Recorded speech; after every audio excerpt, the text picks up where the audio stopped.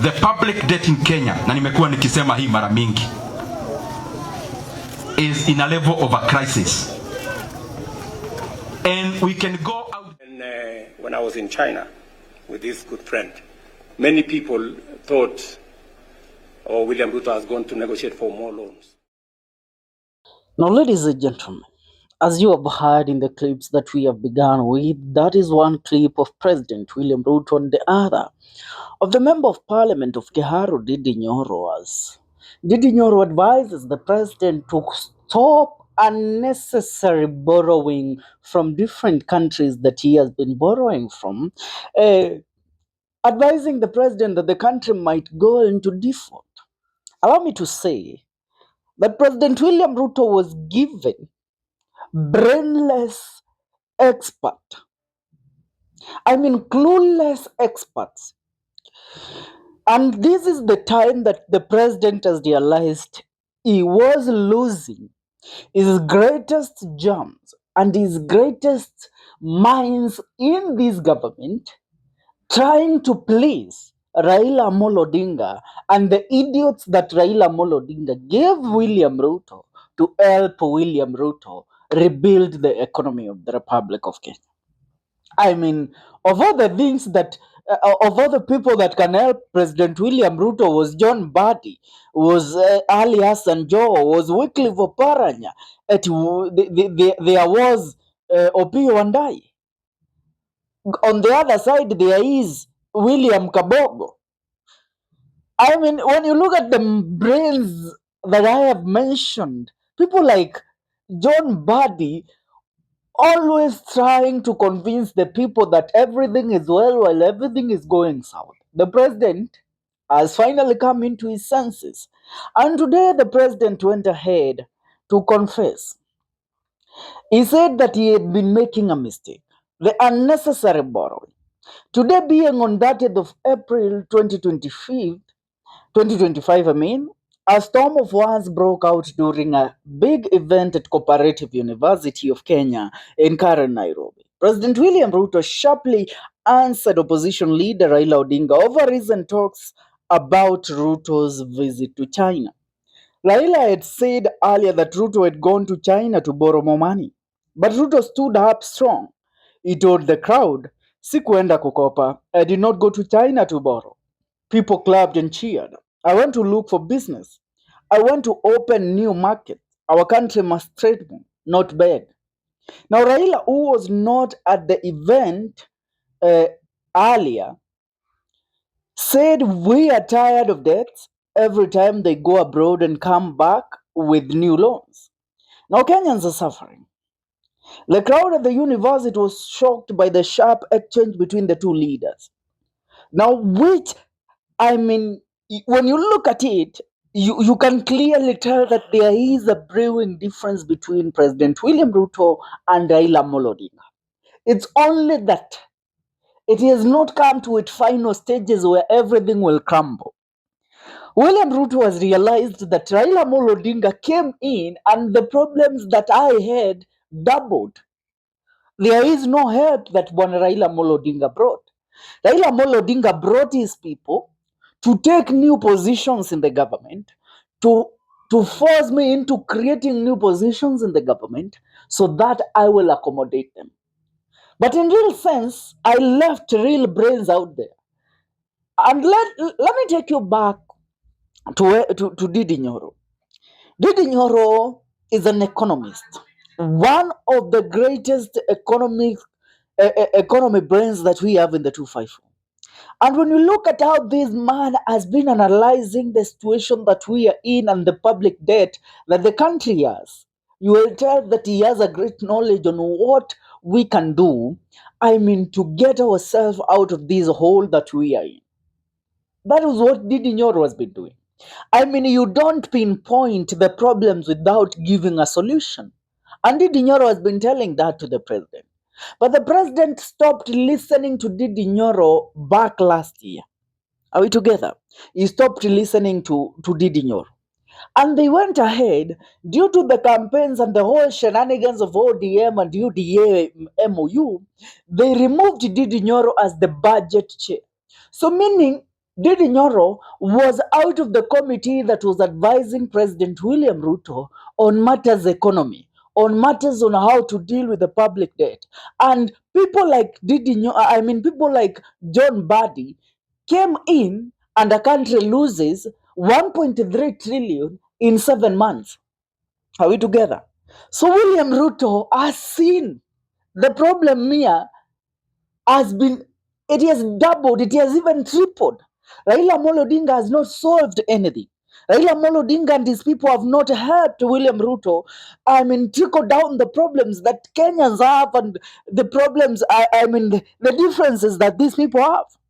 And that is why William Ruto, of all the things he could do, and I dare say, the intelligence report tells us that William Ruto had to sit down with Ndidi Nyoro. Consider the ideologies that Ndidi Nyoro brought to the table. Remember, the reason why Didi and Raila and William Ruto fell out is because William Ruto went ahead to impeach Rigathi Gachagua, and he wanted to bring Ndidi Nyoro into the mix. Ndidi Nyoro said no to the fight that was going on between William Ruto and Rigathi Gachagua last year. He said that he will distance himself from these people, from this fight, because currently it is time to work. They were not done even with 2 years in office since they were elected to office. So they were supposed to work, not start brewing new fights within their own coalition. So Ndidi Nyoro stayed aside. But William Ruto, when he was asked question of his relationship between him and Ndidi Nyoro, he confirmed that Ndidi Nyoro is a protege of his in matters politics. We can say Ndidi Nyoro is not the perfect politician, but he is the perfect technocrat that this country has. And William Ruto can't let that slip. He has realized, you can't have people like William Kabogo,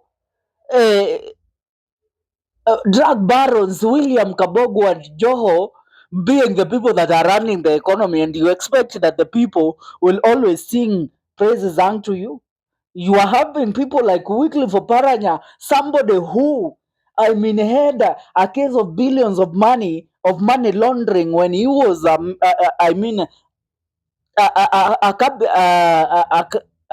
county boss of Kakamega. So William Ruto has gone back to the drawing board. And that is why he has reconsidered the ideologies given to him by Ndidi Nyoro. He has taken the advices of Ndidi Nyoro.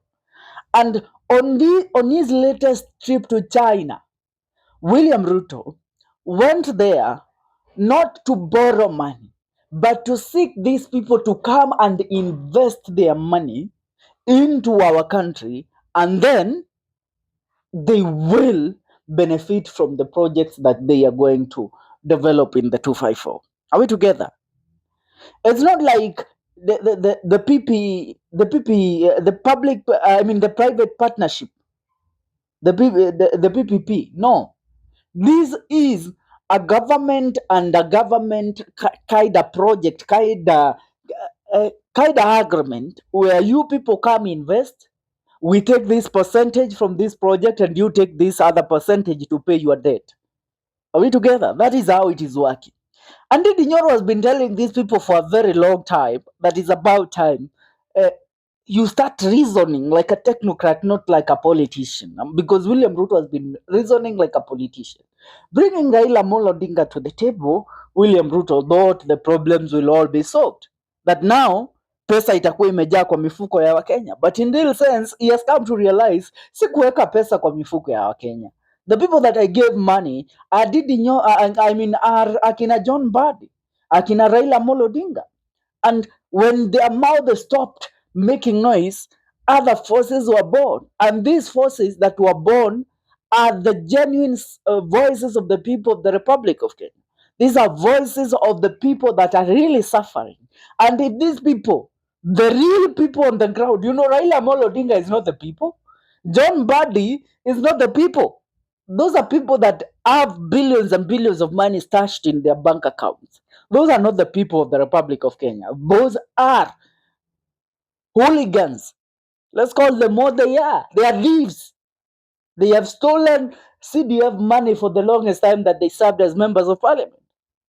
So it's about time that he, William Ruto, considers the voice of those that really elected him into those office. And people that he has fallen out with were the people that were telling him the truth. Hii ni mbaya, hii ni mbaya, hii ni mbaya. Wale ambao hawakuwa wanamsifia kila kukicha. So William Ruto decided to take the advices of Ndidi Nyoro. And that is why the president did not go to China to borrow. He went there to seek, investment. Now, when you look at it in that perception, you will realize that there is a brewing difference currently that is happening within the UDA and the ODM partners. Now, very soon, it will come to light. It will come to light that Raila Amolo Odinga and William Ruto cannot continue working together. Because once William Ruto prioritizes the people and stops prioritizing the pocket of Raila Amolo Odinga, it becomes a problem. Let me tell you where the fight is currently starting. The fight came in. Raila Amolo Odinga hataki wabunge wapatiwe CDF. Anataka pesa ya CDF ipatiwe county government.